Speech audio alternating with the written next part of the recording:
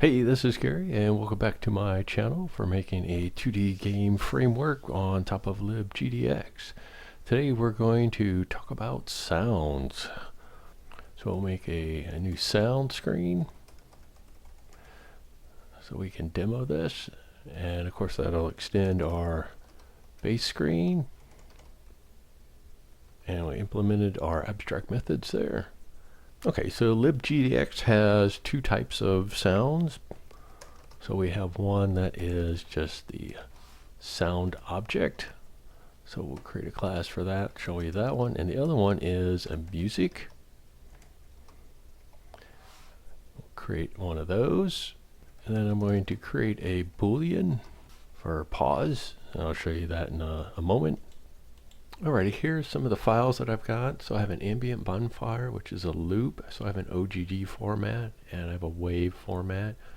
I have an explosion, and I have some music in MP3 and also in a OGG format. These are in stereo. These are in mono. So I'm going to make a string for my file name. And so to create the sound object, you need to get GDX, you need to do audio, and you need to do new sound. Now it takes a file handler. The sound doesn't have like a shortcut like the texture does, and so you actually have to do GDX, files, and you have to select your internal, and then put your file name there. And then for music, also GDX, audio, and you do new music, and again you need a file handler, and we'll set that. Now what I'm going to do to render this, actually you don't render it, you just play it. I'm going to create an input, and is key just pressed, and we'll get our keys, and we'll set S for sound, and then to play it you actually just hit play, and then we'll make a key input for our music keys, and we'll set that to M.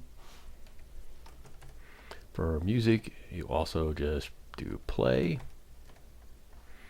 and I will demonstrate that. We'll run that, and I'll press the S key for the sound, and it'll play the sound.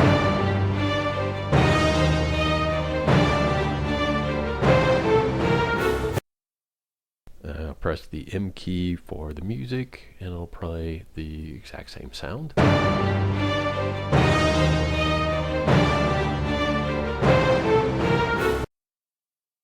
So the music and sound objects also require to be disposed. So what we're going to do is add functionality in our base screen like we did with our texture. So here on the base screen we have a map of the sounds and a map of the musics, and so the dispose method will go through the sounds, disposing of them, and then the music's disposing of them. And then whoops, we also need to clear out those maps, and then we have a method for getting the music, so it'll do that files internal for us for both the sound and the music. So going back to the block animation, before we were just creating a new texture, and so that texture never got disposed, and so what I've done was created a method for getting a global texture and base game, and so then base game now has a map of textures, and it then gets the file name, and then in the dispose method call the dispose for each texture at that global level. So back in our sound screen, we're going to implement the base screen's new method, get sound, and then we just pass in the file name, simplifying that process now. And then we'll do get music, passing in just the file name. It makes that a lot more convenient for us. Now I'm going to implement a pause functionality and demonstrate how the pause works. And we'll just use the space key for that. And what we'll do is we'll check if paused. And what we'll do is we'll take our sound and we call the resume. And then we'll set pause to false. And our else block, do our sound dot pause and set our pause equal to true. We'll also demonstrate this with music. So I'll go ahead and add that method here. I'm going to comment that out for now. We'll hit that in a moment. Now, music does not have a resume method, but if you just call play, it will resume from where it left off. So I'll demonstrate that. Okay, and I will demonstrate that. So press the sound. Press the space key. It'll pause it, and I release the space key, and it continues. Now I'll demonstrate that with the music. So I'll set that up.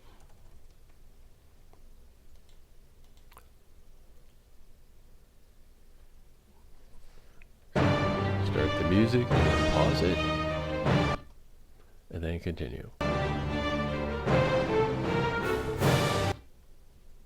So the next thing I'm going to demonstrate with music, I'm going to make another key input.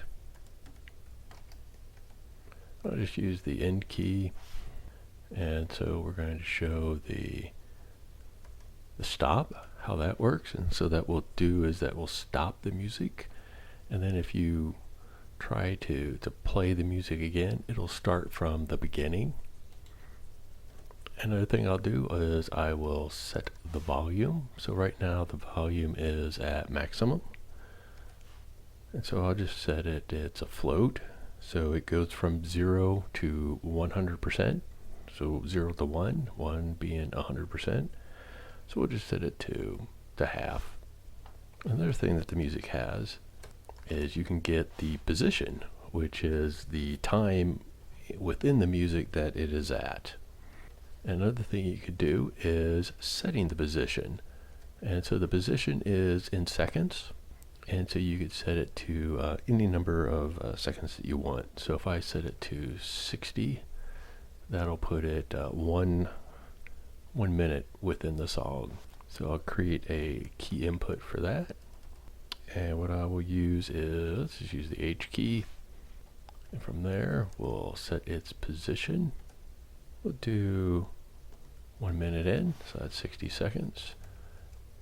And then for the output, we will do a system, do it out, and then we'll just print the position. Okay, and then pressing M, we'll start it, so the volume is lower, and we'll stop it. And if I press M again, we'll start from the beginning.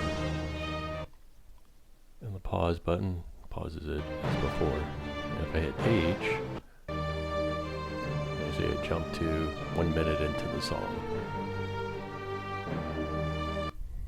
Okay, so those are the main music functions. Also, you can set it to loop, and then you can do if checks on if it's looping, if it's playing, and those will return. There's also a set pan, which moves it from right to left. Pan from the documentation says that it only works on if the sound is mono.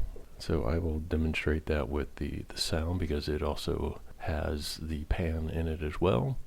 And music also has a on completion listener, and that will get triggered when the music completes.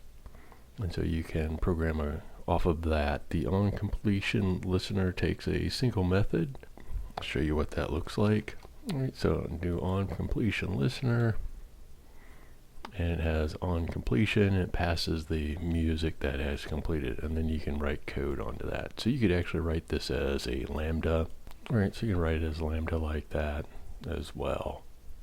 So I'm going to take a sidestep and introduce the SFXR, which is an 8-bit type or 16-bit sound generator. So it makes sounds similar to those 16-bit games like Super Mario Brothers. And off of that program, there is also a version called Chiptone, which is very similar to the other one, except the layout is a lot more nice. And so you can make your different sound effects.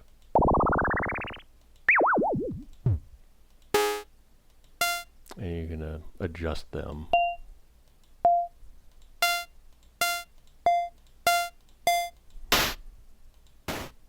And so from there I made a sound effect of an explosion.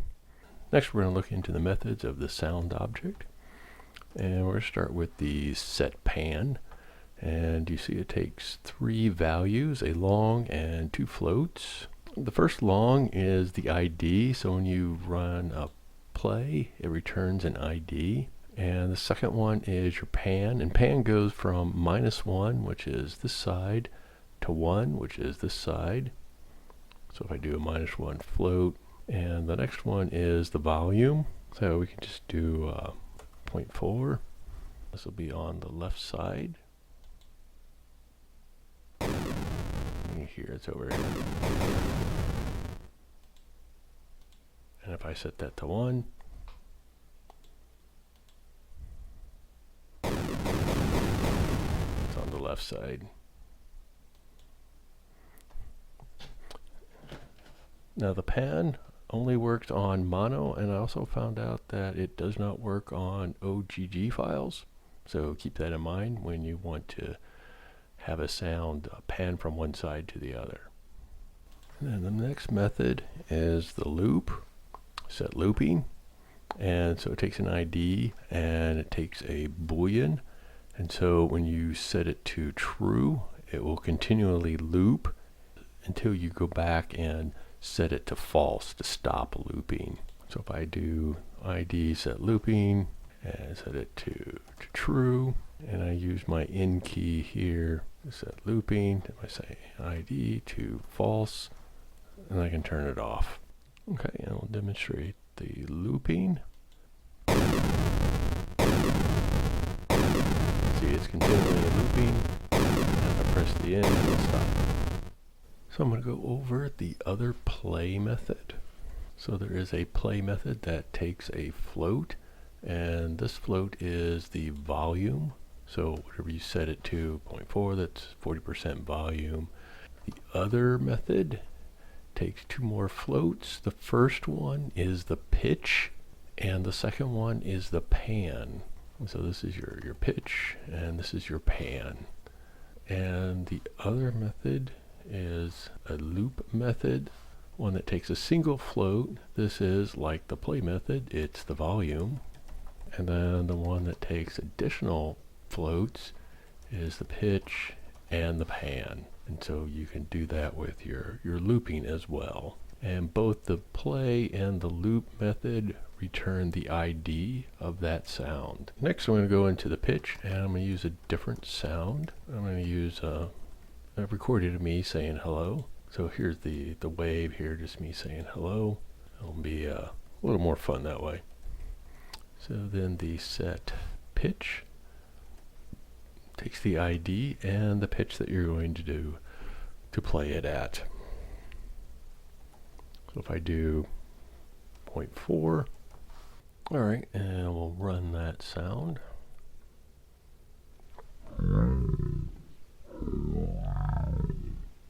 So you can see it, to make a lower pitch, it slows down the sound. So if I make it a little bit higher pitch. Hello, how are you?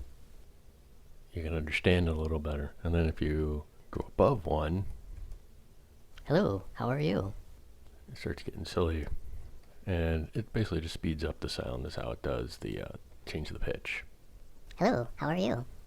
And that's how changing the pitch works. So it speeds up and slows down the audio to get the higher and lower pitches. And so with music, you can't change the pitch. It just plays the music. So now I'm going to integrate the sound into our framework. So now sound by itself works just fine. So we don't need to wrap it around anything. And music as well. It works just fine the way it's currently built in LibGdx. So we don't have to wrap that around anything. So to add the sound into our framework, now we're going to want to have sound kind of at maybe different levels. So when an animation runs, we'll want to have it play a sound. So we'll add sound to our animation, and then we'll add that to our base animation, the sound. Now I've also moved the state time into the base animation, and I'll get into that in just a moment. So in our block animation, so what we do in the update method, we check the state time to see if it's set to 0, and if our sound is not null, then we'll play the sound, and we'll set our state time to 1. And so the first time the block animation appears, it will play the sound. And then I'll move over to our static animation, and it's the same way, where if the sound is not null and our state time is 0, we'll play the sound and then set it to 1. And then our static region animation, the exact same code. So in our bounce animation, we've also added the sound, and I added a boolean to play the sound, set that to true. And so it does a check to say, hey, if your sound is not null, both constructors have that.